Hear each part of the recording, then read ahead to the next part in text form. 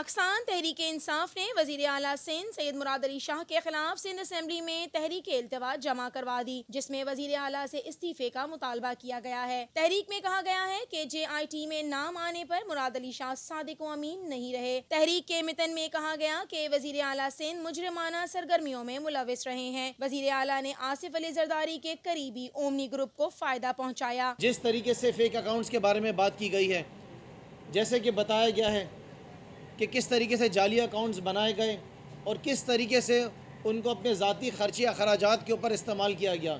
जिस तरीके से फाइंडिंग्स में बताया गया है कि कैसे सहूलत कार बने, JIT में बताया गया है चीफ मिनिस्टर साहब, जिनको ज़िम्मेदारी ये दी गई थी कि ये अमानत है, ये सूबा सिंध अमानत के तौर पे दिया गया CM सिंध को कि ख़यानत ना करें, और हालात ये हैं कि वही सहूलत कार निकले अकॉर्डिंग टू JIT। जिस तरीके से JIT के अंदर बताया गया कि ओमनी ग्रुप के लिए किस तरीके से सहूलत कार बने, जिस तरीके से बताया गया कि समिट बैंक के लिए इन्होंने अपना क्या किरदार अदा करा। तहरीक में मुतालबा किया गया कि वजीर आला सिंध फौरी तौर पर मुस्तफ़ी हो जाएं। सिंध असेंबली में तहरीक PTI रहनुमा खुर्रमशेर जमान ने जमा करवाई। खुर्रमशेर जमान का कहना था कि सिंध के अवाम के बजाय ओमनी ग्रुप को फायदा दिया गया। चीजें साबित हो गई हैं, जो हम कह रहे थे वो सच था।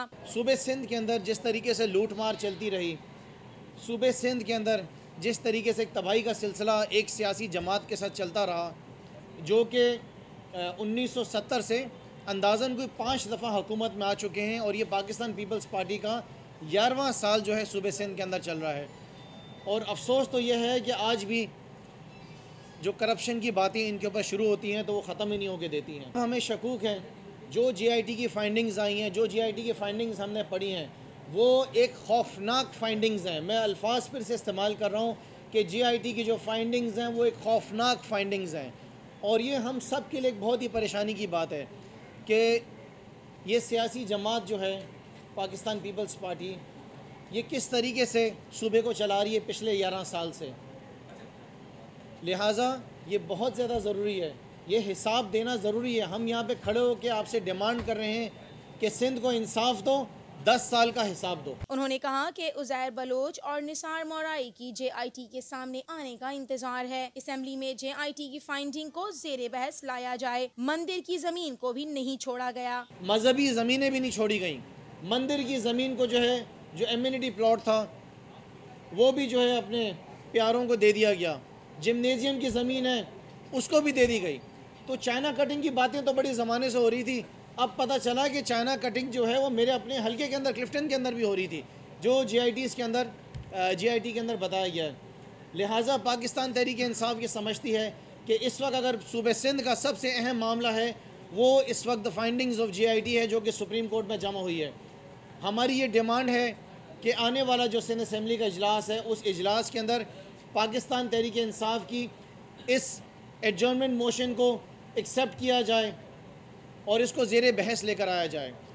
अगर पाकिस्तान पीपल्स पार्टी की तरफ से कोशिश की गई इसको अपोज़ करने की, तो मैं अभी से वार्न कर रहा हूँ सिंध गवर्नमेंट को, मैं अभी से वार्न कर रहा हूँ कि अगर हमारी इस तहरीके इल्तवा को आपने मुस्तरद किया तो हम भरपूर एहतजाज करेंगे, हम आपको आने वाले इजलास नहीं चलाने देंगे। उन्होंने कहा कि पीपल्स पार्टी हकीकी से किसी को वजीर आला बनाया जाए। जरदारी की पीपल्स पार्टी का वजीर आला काबिल कबूल नहीं होगा। हमें इससे कोई गर्ज नहीं है कि पाकिस्तान पीपल्स पार्टी किस शख्स को अपना चीफ मिनिस्टर बनाती है।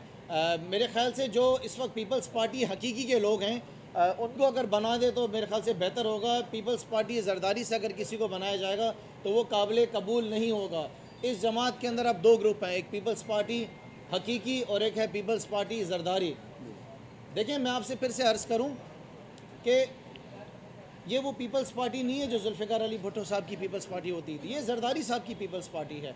जिस शख्स को चीफ मिनिस्टर बनाना चाहते हैं बनाएं, लेकिन हम ये डिमांड कर रहे हैं कि मुराद अली शाह साहब, जिनका नाम JIT के अंदर वाज़े तौर पर बार बार बताया गया है, उनको फौरी तौर पर तब्दील किया जाए। उन्होंने कहा कि सिंध में क्या मामला चल रहे हैं सबके सामने हैं। 5 साल से हम सिंध हुकूमत की करप्शन की किताबें दिखाते रहे। सिंध में लूट मार और तबाही चलती रही। ऑपोजिशन की जितनी भी जमातें हैं, चाहे वो MQM हो, चाहे वो GDA हो, हर कोई ये चाहता है कि इस मामले को ज़ेरे बहस लेकर आया जाए।